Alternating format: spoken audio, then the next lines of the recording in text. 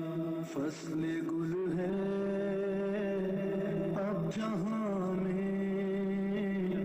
है शहीदों الذين ظلموا أي منقلب ينقلبون दुरूद और सलाम उन्हनि शहीदान बावफ़ा खे जिन हालत नमाज़ में हुसैन मौला जी सुन्नत के ज़िंदा कयो ऐं लानत और मलामत आहे उन्हनि ज़ालिमनि ऐं दहशतगर्दनि ते जिन हालत नमाज़ में पंहिंजे काफ़र हुजण जो सबूत ॾिनो नमाज़ियुनि ते हमिलो करे।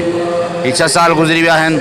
असांजो मुसलसल मुतालबो इहो आहे हर साल असां ही प्रोग्राम कयूं था, ही रैलियूं कढूं था, ही जलसो कयूं था त हुकूमत ऐं रियासत खे यादि ॾियारियूं त 6 साल अॻे हिते ज़ुल्म अज़ीम कयो, हिते दहशतगर्दी थी ऐं अॼु ताईं उन्हनि क़ातिलनि दहशतगर्दनि जे ख़िलाफ़ु काई क़ानूनी कार्रवाई न थी आहे। लिहाज़ा असां मज़लूमनि जे हिन पैगाम खे आम कंदा रहंदासूं त जीअं हुकूमत ऐं रियासत जे कननि ताईं इहा आवाज़ु पुॼे, अॼु न त सुभाणे लाज़मी इनशाअल्लाह पुॼंदी त तव्हां ज़ुल्म कयो आहे ऐं ज़ुल्म जो अंजाम बुरो थींदो आहे। जेकॾहिं अॼु शीयनि जे ख़िलाफ़ु थियो आहे त सुभाणे तव्हांजे इदारनि तव्हांजे प्रोग्रामनि तव्हांजे सिलसिलनि जे ख़िलाफ़ु इहे ज़ालिम कंदा। लिहाज़ा हौशा नाख़ुन वठो ऐं इन खां अॻु में जो दहशतगर्दी पूरे पाकिस्तान में आम थी वञे तव्हां पाकिस्तान में दहशतगर्दी जो ख़ात्मो कयो। अच्छा, शहीदनि जी वारसनि जेके हुकूमत वाइदा कया उहे वाइदा पूरा थिया? वाइदा के बि पूरा कोन थिया आहिनि सवाइ मुआवज़े जे। मुआवज़ो पोइ ॾिनो वियो, उन खां अलावा जेके ॿिया 22 नुकात हुया उन्हनि 22 नुकात ते अॼु बि शुहदा जी वारसनि जी जेका कमेटी आहे उहे मुतमइन न आहिनि ऐं उन्हनि जा वाइदा पूरा न थिया आहिनि। शुक्रिया। बाबति जेको आहे शही वर्ती आहे जेको तव्हां प्यादनि वार खानपुर खां निकिता उन हवाले सां हिन जेको आहे वर्ती शहीदनि जी वर्तीअ में जेके हुननि वाइदा कया, वाइदा कुल इक़रार कया, उहे छा पूरा थिया आहिनि ऐं काई वर्ती आहे हुन में वर्तीअ में केरु केरु अथव? बिस्मिल्लाह रहमान रहीम। जीअं त ही वर्सी असांजी 6वीं वर्सी आहे, शहीदनि खे भेॾा पेश कंदा आहियूं जेके असां पूरे ज़िले में मोमिन भाइर उन खां शिया सुनी भाइर जेके बि हूंदा आहिनि सभु हिकु शरीक थींदा आहिनि ऐं हिकिड़े पैमाने ते हिकिड़ो पैदल मार्च हूंदा आहिनि जेके तालकनि ॻोठनि खां ईंदा आहिनि, वञी लखीदर घंटा घर ते वञी हिकिड़े जलसे में तब्दील थी वेंदो आहे। ॿियो इन खां अलावा मां तव्हांखे ॿुधायां त असां हीउ जेको शहीदनि खे यादि करण जो तरीक़ो आहे, शहीद कॾहिं बि भुलाए नथा सघजनि। 1400 साल जो सिलसिलो हलंदो थो अचे। इंशाअल्लाह असां पंहिंजे शहीदनि खे हमेशह यादि रखंदासीं, हर तारीख़ हर ॾींहं ते उन्हनि जी तारीख़ मल्हाईंदासीं। जीअं हाणे 30 जनवरी जो करबला में इहो वाक़ियो थियो इमाम बारगाह में, इहो वाक़िए खे असां हिकिड़े 6वीं वर्सी तौरु मल्हायूं था ऐं आईंदा बि मल्हाईंदा रहंदासीं, हिन सिलसिले खे हलाईंदा रहंदासीं असां। छा जेके शहीदनि जे वारसनि सां वाइदा कया सिंध सरकार या हुकूमत उहे वाइदा उहे जेके पूरा थिया आहिनि? न दादा, उन में कुझु वाइदा थिया, 1-2 जेको हुयो पूरा थिया, बाक़ी जेके 21 नुकात जेके थियल आहे वाइदा उन में हिकु बि पूरो न थियो।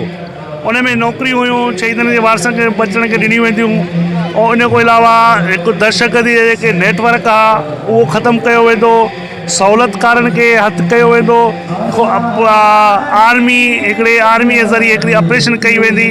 माना खोड़ आवाज़ आहिनि जेके हिननि शहीदनि पूरा न कया, हिकु बि वाक़ियो पूरो न कयो आहे। हिन महिल ते असां हुकूमत खां इहो मुतालबो था कयूं त हीअ जेके दहशतगर्द जा जेके नेटवर्क आहे इनखे ख़तमु कयो वञे, नर्सरियूं ख़तमु कयूं वञनि, अञा त इहे पलजनि थियूं। इहे 3 जनवरी 2015 ते शिकारपुर में नमाज़ जुमा जी हालत में हिकु दिलनि खे ॾुखो ईंदड़ सानियो पेश आयो जंहिंमें 65 मोमिनीन शहीद थिया ऐं 100 जे लॻभॻि मोमिनीन ज़ख़्मी थिया।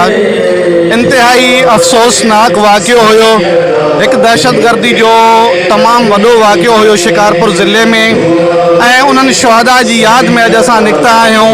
उन्हनि खे सलाम पेश करण लाइ, ख़िराज अक़ीदत पेश करण लाइ निकिता आहियूं ऐं गॾोगॾु असांजो ही रैलियूं, ही इज्तिमा हिकु क़िस्म जो एहतजाज बि आहे दहशतगर्दी जे ख़िलाफ़ ऐं हुकूमत जे कयल वाइदनि जी ख़िलाफ़ वर्ज़ी जे ख़िलाफ़।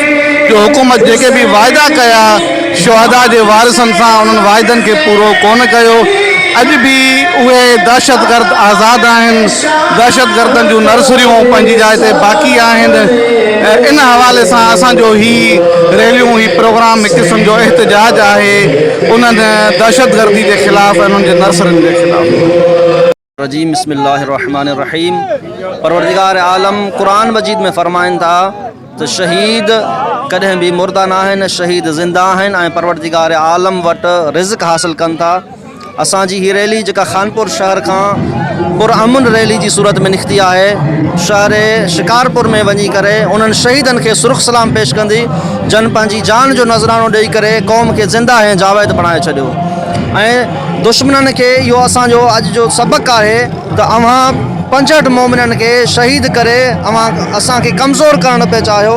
अॼु हज़ारनि ऐं लखनि जी तादाद में मोमिनीन उन्हनि शहीदनि खे सुरुख सलाम पेश करे अव्हांखे इहो ॿुधाइणु चाहिनि था त शहीद हमेशह ज़िंदा हूंदो आहे ऐं असां ज़िंदा ऐं जावेद क़ौम आहियूं ऐं असां गयूर क़ौम आहियूं, कॾहिं बि पंहिंजे शहीदनि खे न विसारींदासीं।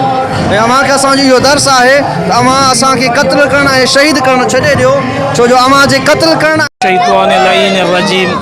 बिस्मिल्लाहिर्रहमानिर्रहीम।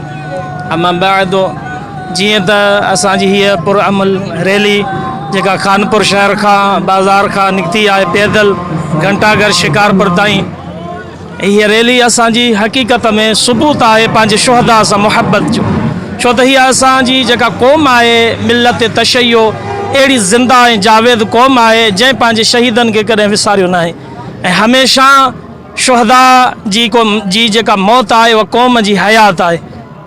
ऐं अॼु खां कुझु साल पहिरियां मस्जिद में जंहिं बम धमाको कयो असांजा 65 शुहदा शहीद कया विया, अॼु असां उहा रैली कढी करे उन्हनि सां मुहबत जो उन्हनि सां प्यार जो भेटा ॾियूं था ऐं पैगाम ॾियूं था तमामु आलम दुनिया खे त असां उहा क़ौम आहियूं जंहिं पंहिंजे शहीदनि खे कॾहिं विसारियो न आहे।